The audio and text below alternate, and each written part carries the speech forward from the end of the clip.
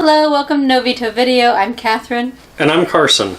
And this week, we'll be telling you all about Harcore Henry from 2015.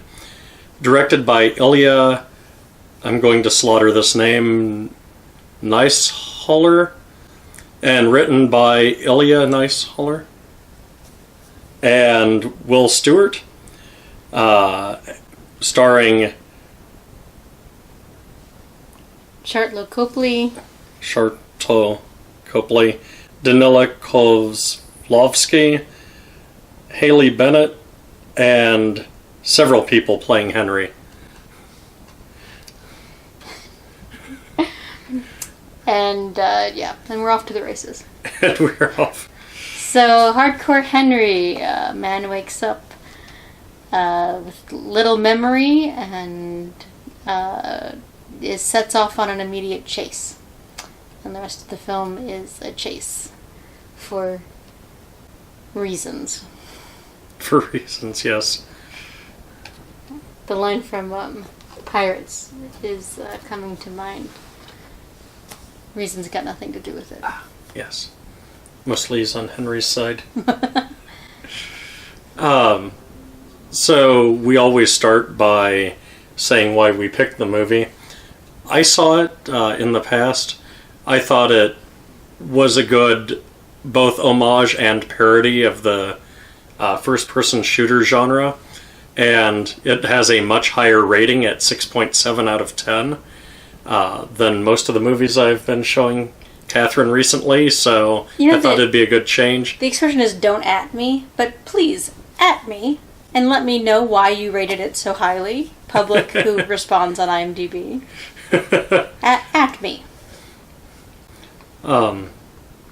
Additionally, it's an action rather than a horror, and most of the movies, I've got a fairly long list of movies to show you for No Veto Video, and about 2/3 of them have been taken off the streaming services that we have access to, and of the ones that remaining, almost all of them are horror movies. So I'm kind of scraping the bottom of my list just to find anything that's in a different genre these days. That's sad. I know. I wish they'd put all the movies back. So where do you wanna start? Well, I know that you strongly disagreed with the 6.7 out of 10 rating. Yeah, I strongly disagree with the 6 out of 10 rating. Would you like to say why? Would I like to elaborate? I find this movie is practically unwatchable. And I mean, like, from a just straight up, like, visual experience standpoint, I think it's, the gimmick of this film is that it is entirely point of view shot from the Henry point of view. So you get, it's fisheye. So it kind of looks like watching GoPro video, like if you watch a lot of that on YouTube. So like just whatever, like... But jerkier. Right. Like with, it's so bad. And I am a person who is pretty prone to motion sickness. And so, so I felt ill while watching this film. It was not a pleasurable sensation to feel nauseated. I mean, literally, physically nauseated by the film. And then I find it unwatchable. So let's just stick with the point of view camera work for a little while. And then we'll go on to the other reasons why I find it is an unwatchable film. I'd forgotten just how jerky that was. Partly because that doesn't bother me anywhere near as badly. So I probably didn't pay as much attention, but you're right, it is very... But so what are some things that you gain from point of view camera work? One of the things you can gain from point of view camera work is that it can really connect an audience with the experience, especially an emotional experience that a character is having. Okay, George. Is having. It's been a long day. But in this particular film, there's very little character to connect with. And so there's no point in connecting viscerally with the experience of the character because, what's there to connect to? I think that what are some of the downsides of POV shots? Well, there is one other upside of it when done well. You can focus on what the character thinks is important. You're seeing, in theory, what they're looking at is what they consider important. Henry, on the other hand, is his vision's all over the place. He's rarely focusing on any one thing. Part of it could be because he finds all of this disorienting, but after the first couple of hours, you would think he'd, at least start to get acclimated to his surroundings. Yeah, I don't know. Focus is exactly the other issue I had with this, which is to say, you lose the capacity to focus independently as a viewer and sort of, establish. So I often like to check out the backgrounds, the sides of images with the fisheye lens, kind of making this curvature at the edges of the screen. Mm-hmm. You couldn't, and you never were in the same shot for any period of time, so you couldn't look at what was happening on the edges of the scenery. Mm-hmm. And maybe they weren't paying that much attention as filmmakers to what was happening in the backgrounds. I think often that there's a lot of contextual meaning that's plunked into stories. The world has depth and breadth because of what's happening at the edges of scenes. But and the point of focus comes up again, especially during fight choreography. And I'm thinking of all of the complaints that's been levied against some of the superhero movies that have come out lately about, in the midst of a fight scene that you lose track of who's doing what and what happened. Well, a lot of that is about, what does the camera choose to focus on?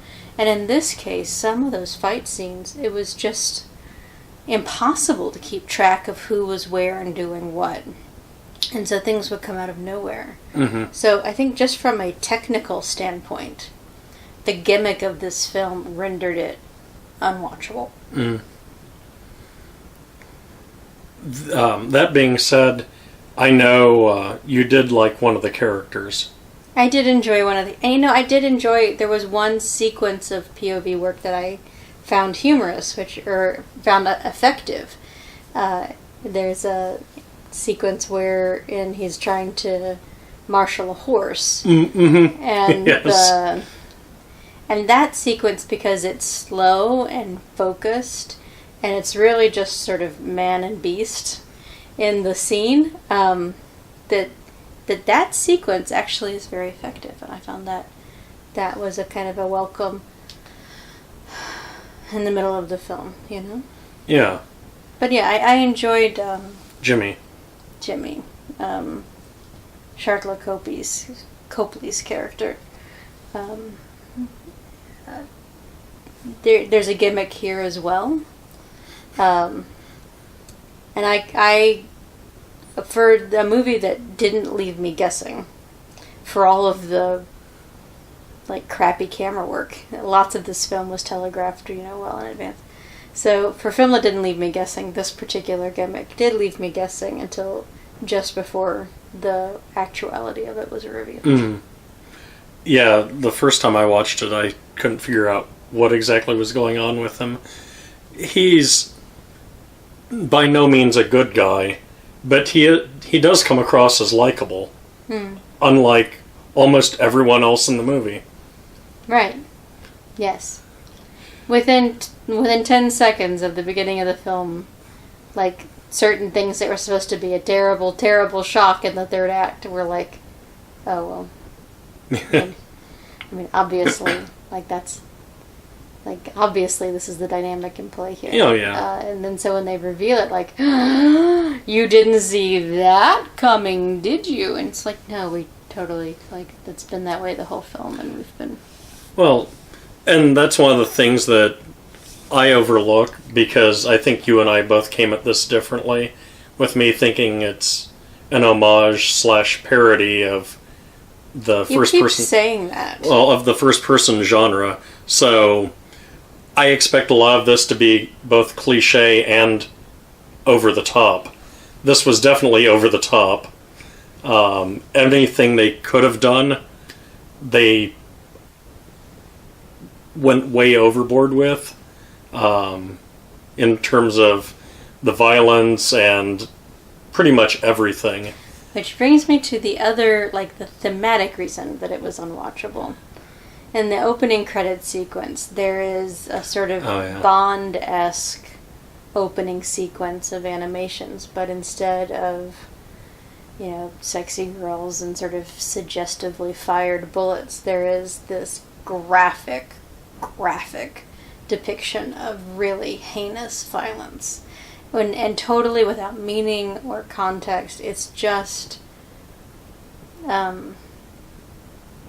Goro. It's like, it's killing for killing's sake. It's killing because doesn't it look awesome when a knife enters a neck? And it's like, does it though? Like, if you're getting your jollies off from this opening sequence, you're gonna love this film. If you're revolted by the opening sequence, like the film, like the credit sequence, probably time to turn it off right then, because it's just going to be kind of more of that all the way through. And I was pretty revolted. I would actually argue the rest of the movie is pretty tame compared to that. Yeah, well, but that, the sentiment. Oh, yeah. The sentiment of the film. Like, that horrific, contextless violence is attractive and sexy. If that's your thing, seek help. If that's your thing, this movie is going to be for you. If it's not your thing, and it wasn't my thing, this movie is like, it's just so hard to watch. A voiceless, personalityless, I don't know. A character who has no character. And just goes about meting out violence for something that I think any reasonable viewer understands is beyond pointless. Mm. And that's just the base level, ground level starting premise of this film. And like all my other problems then stack on top of that. But I think like just the statement about how violence gets employed in entertainment, and I'm not one of those like family council like, ooh gosh, clutch the pearls. Like, no, I can get behind a good fight sequence, but it's got to have that human element to me. And there just was no human element in this film at all. It's a bad movie, y'all. I mean, comparing it to Doom, one of the most influential early first-person shooters, Doom Guy, the de facto name of the character, doesn't really have a personality either, so I saw this as just telling of the genre. Fine for a video game. Yeah. And I don't even actually think it's fine for a video game. I think it's actually problematic for a video game. And it's one of the reasons why, sometimes FPSs are, considered problematic games. Yeah.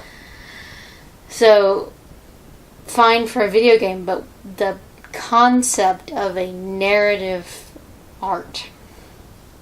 And I argue video games are narrative art. Yeah. But certainly movies are. And if the idea is I'm going to spend 90 minutes with... That is the only thing we could say about this film. It has a relatively, compassionate runtime. It doesn't go, when you're like, oh god, is this almost over? Yes, it's almost over. Unless you're feeling that way in the credits sequence, in which case I'm sorry. You were asking, though, why I felt that it was an homage. It's things like that. It pulled that trope straight out of the early first-person shooters, where, as you said, the character has no character. I guess it doesn't comment, though. Like, that's... So, like, what could be...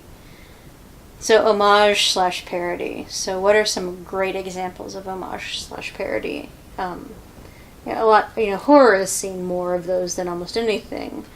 But, Murder by Death, too, though. Comedy and, mysteries. Right. So, they comment on... Yeah. They don't just lift and paste, and then they...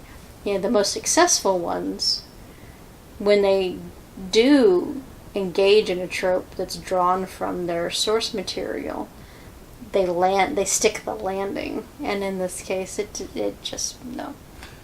So you keep saying I see it as an homage parody for first person shooters, and I hear that, and I accept that is true for you, but for me that's almost worse, because it's not only is it a bad movie, it doesn't even do what either homage or parody should do for their source materials.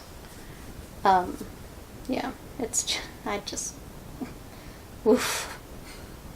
It's so bad. Shall we talk about the bad guy? The bad guy is if you can already accept all the other nonsense and say, no, this is still a worthwhile film. The bad guy has, blows all of that out of the water, and then all of a sudden, I think even the people who can back this film find themselves going, well, I was with you up till this point. Yeah, the bad guy, a lot of bad guys are what we call D&D evil, where they're just overly selfish, they don't really care about anyone around them. This guy was evil for evil's sake. I don't even know that. He is inexplicable on every level. Why is he dressed that way? What the hell is going on with his hair? That actor actually has brown hair. What the hell's going on with his contacts? Why does he talk that way? Why does he have the abilities he has? If he has the abilities he has, why does he want to do the plot of the movie? Yeah, why does he need super soldiers if he has telekinesis? I wasn't going to say it. I don't think that's a spoiler. You find out in the first... I guess in the first three. First scene, yeah. It's such a bad movie, y'all. If you're offended by us giving away things that happen in the opening scene, we're sorry. We don't feel that needs a spoiler warning. I guess not. I worked really hard to not say it, though. I'm sorry. Alright, plug your ears a few minutes ago. Okay. You didn't hear it from me. Anything else you want to talk about? Would you like to touch any more on the Jimmy character, or do you think it would be too spoilerific if we did? I feel it's pretty spoilery. I think a careful observer will catch on a little faster than I did. The scene in the strip club, I think, is the key. Yeah. But I think it was sort of a nice way for... we've seen this actor in several things. He's, District 9 and Elysium and Chappie, so, South African actor, and he enjoys... he has a partnership with a particular director, and a lot of times he's playing the heavy, thinking about how awful he was in Elysium, and and so this was just a very almost playful role. It's straight up playful role, yeah. And it was just sort of fun. And whenever he was away, you wondered when he was going to come on screen next. And there was how he was going to come on screen next. Right. No, this is fun. And he had the movie also features an almost criminal underuse of Tim Roth. Mm. So, excellent actor. Really, really great actor. Criminally underused here. with what I have to imagine their budget was, that may be all they could afford of him. That's all they could afford. So, this is a movie that doesn't like women very much, or thinks very little of women. And uses some pretty, I don't know, it's one of those, like, where pussy gets thrown around a lot, not just in a way of, like, putting down men, but also in, just sort of talking about, like, being able to be in relationship with women. It's off-putting, I think, especially for those of us who've come through 2016. Oh, yeah. This is before that. This was made in 2015, but, yeah. The women who were in it were, the one main woman's prime skill seems to be walking in high heels on uneven surfaces, for which, like, hats off to you. I can't manage it on flat surfaces, but... I just want to go back real quick. I hope all of our viewers have come through 2016. If you're a zombie viewer, please comment down below. No, I meant, like, somebody could be, like, privileged and living in, like, Bhutan or something like that. I see. Hello. Welcome, viewers from Bhutan. We are excited to have someone joining us from what is often regarded as the happiest place on Earth. And if you are from Bhutan, please leave a comment down below. Don't watch this movie. We'd love to hear from anyone from, far away from us. You will wreck your country's national happiness index by watching this film. Probably watching our review of it, too. We're sorry for this. We're so sorry. Okay, that's what I meant. Now that we've made all the Bhutan citizens depressed. Yes. Well, my work here is done. Where were we? Oh. Problematic depictions of women. Yeah. There you go. And I think, in many ways, this feels like a part of a very toxic kind of masculinity, and the violence, the draws from first-person shooters, the way portrays women. I think they're all kind of a piece. Mm-hmm. They all go together. So. But you didn't find it as commentary? No. It was not nearly self-aware enough for that. Okay. No. Yeah, I think it goes back to you and I saw this vastly differently. Well, talk to me about what commentary you think it had on any subject. I think, whereas many of the things that we have seen, murder by death that I mentioned earlier, occasionally break the fourth wall and actually come out and they really tell you they're commenting on, in that case, the mystery genre. I think this, and maybe it failed horribly at it, was offering commentary without directly coming out and saying it. Okay, but like some of the other examples of things like this are like Scream or Cabin in the Woods. Yeah. Which... I don't know, I love Cabin in the Woods. We, in fact, just ordered a copy and it came today. We're so excited. I know. But at times I think it was a little heavy-handed of saying this is a commentary on the genre. Okay, Scream then. Scream was much better at that. I find Cabin in the Woods to be the better movie, but Scream I think nailed that particular aspect better. But I think Scream was able to provide commentary without, saying, come see the violence inherent in the system, Yeah. But in so doing, I think they sort of hit that nice balance, which is to say, we clearly love this, we know the beats of it, we know how it's supposed to be done, and not all of this is good. Like, some of the tropes of this genre are really hurtful and really harmful. But I don't think you get any of that here. Maybe think of it more like Scary Movie than Scream. Well, and we know how... Have we talked to you guys about that?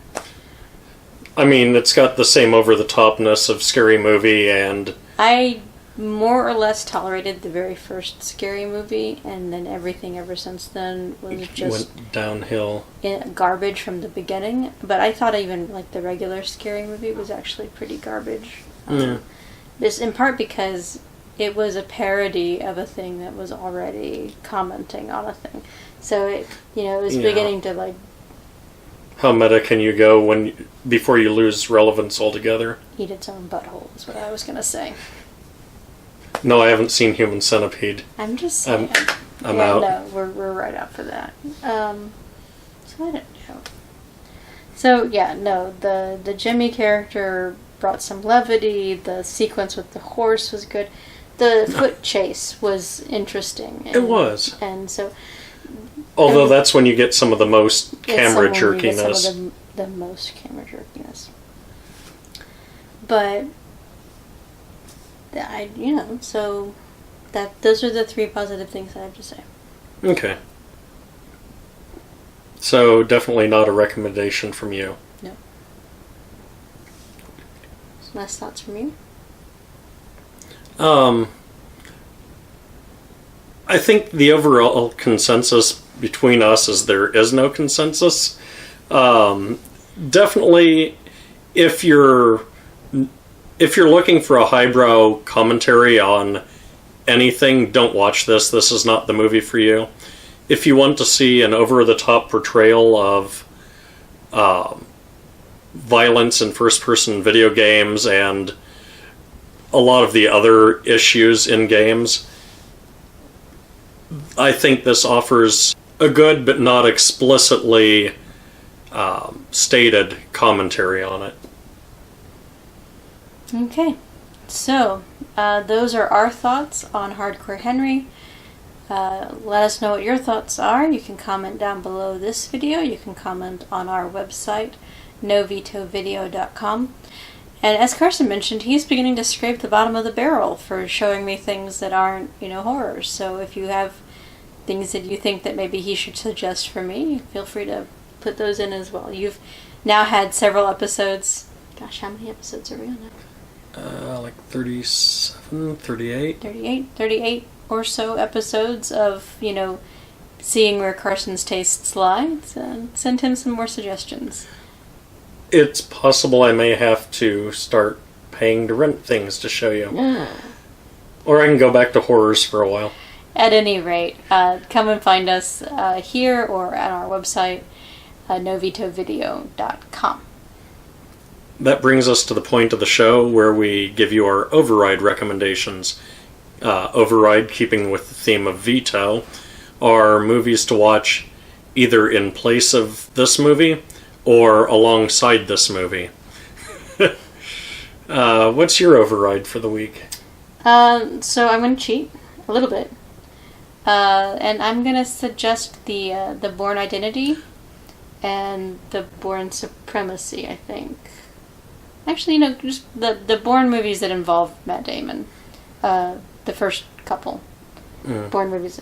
So, as I mentioned, one of the things that I found successful in this film, as far as sort of a visually dynamic sequence, was the foot chase sequence. And I think Bourne does foot chases especially well. And again, like this film, those movies are pretty much just a solid chase, like from beginning to end. Yeah. Pretty kinetic, and yet, I found the visually styling of those was better. I'm gonna have to say, the original Magnificent Seven, it gets referenced in this film. You should go and see that movie, if for nothing else than to hear its amazing score. Mm-hmm. My pick is also kind of a cheat because it's 2 movies in a series, which would be Dead Space Downfall and Dead Space Aftermath. Both of those are animated. Unlike Harcore Henry, that is based on a genre of video games, Dead Space was clearly based on a specific game, that being Dead Space. But the writing is professionally done, the actors do a really good job. I hadn't played Dead Space by the time I saw the first movie, and I found it very approachable, even not playing the game first. So. All right. So those are our overrides. Next time on Novito Video, we'll be returning to Amazon Prime to watch the newly released movie Destination Wedding, starring Keanu Reeves and Winona Ryder. So check that out. We will be back whenever it is that we get back, and we'll talk about our experiences with it. Until next time, goodbye. Bye. Subscribe.